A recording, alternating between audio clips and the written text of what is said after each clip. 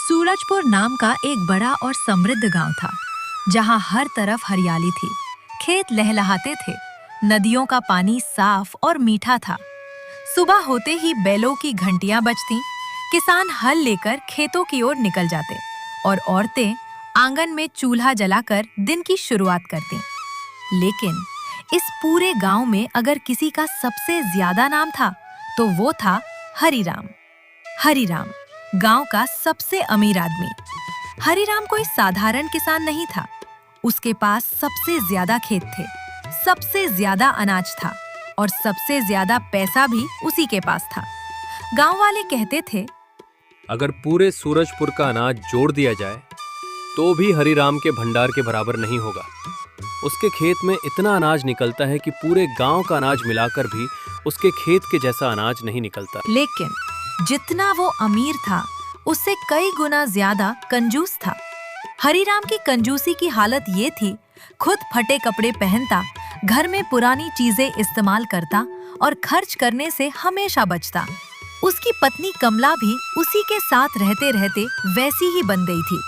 दोनों का एक ही नियम था, पैसा खर्च मत करो, सिर्फ जोड़ो।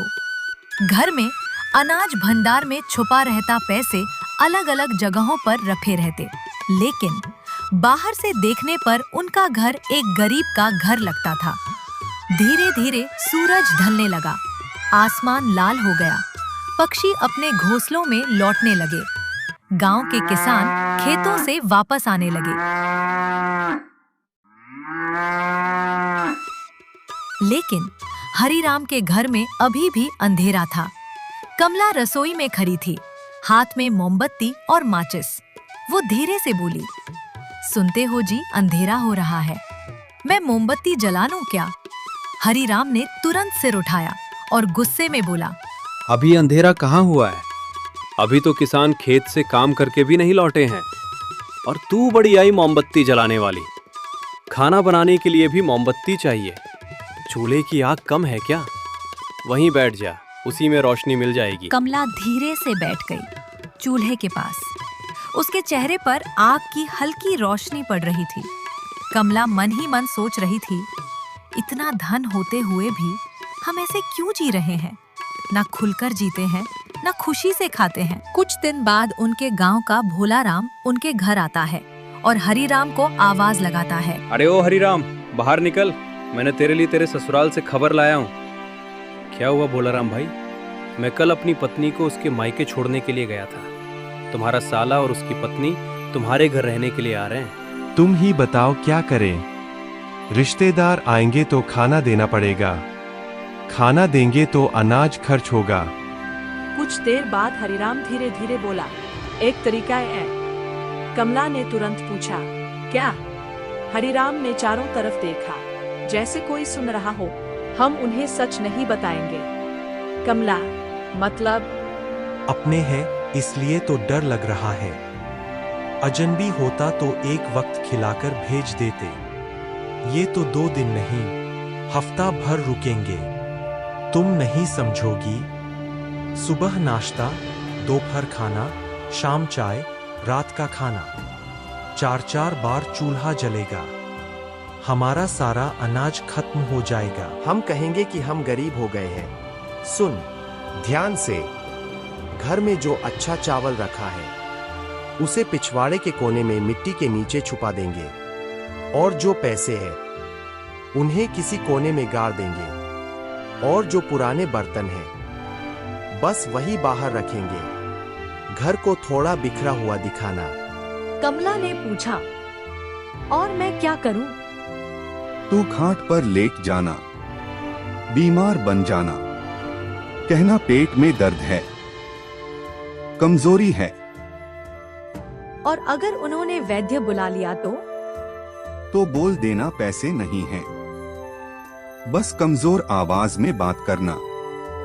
उस रात दोनों ने चुपचाप काम किया। चावल को कोने में छुपाया, पैसे को गाड़ दिया, अच्छे सामान हटाए घर अब सच में गरीब जैसा दिखने लगा। कमला खाट पर लेट गई। धीरे धीरे कराहने लगी, पेट में दर्द।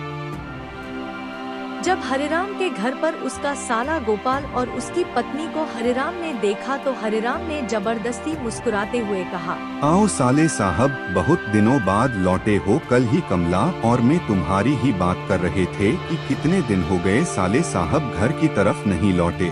क्या हुआ जीजा जी? तबीयत ठीक नहीं लग रही, बस थोड़ा कमजोरी है, वो कुछ दिनों से खांसी चालू हो गया है। दीदी, ये क्या हालत हो गई? तुम खाना ठीक से तो खाती हो न, पहले से कितना दुबली पतली हो गई हो, नहीं हमें फोन करती हैं, इन्हीं कोई खबर देती हो।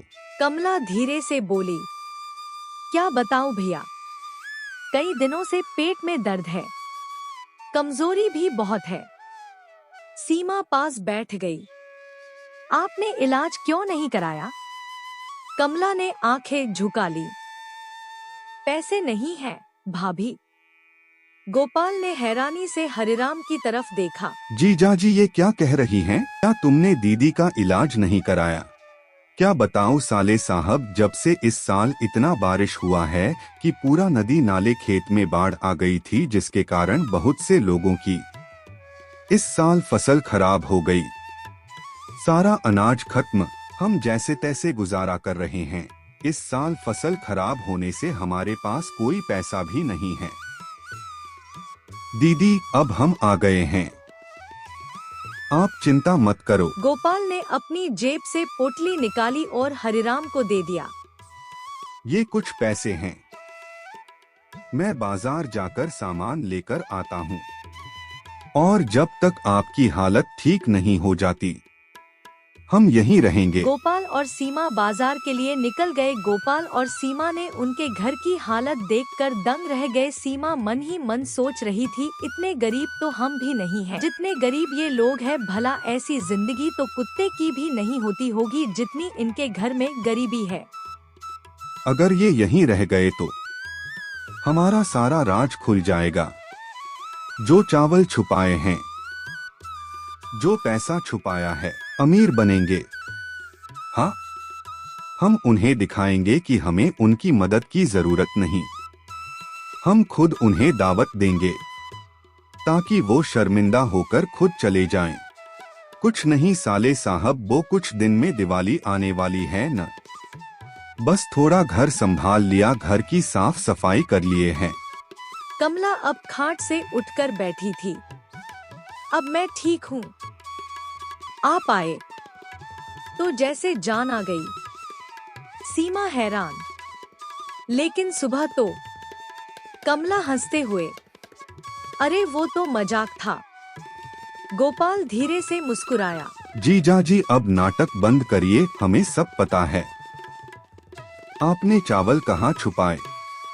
घर क्यों गंदा किया? दीदी हम आपके पैसे लेने नहीं आए, हम आपका प्यार लेने आए हैं।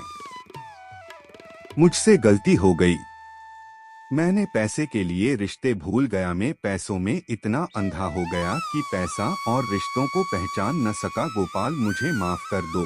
सीमा, पैसा छुपाने से क्या फायदा जब खुद ही भूखे रहो। हरिराम की आंखों में आंसू आ गए। कमला भी रोने लगी। अब हम बदलेंगे। सीमा तुरंत बोली, पैसा जोड़ने से इंसान अमीर नहीं बनता। जो रिश्ते जोड़ता है वही असली अमीर होता है।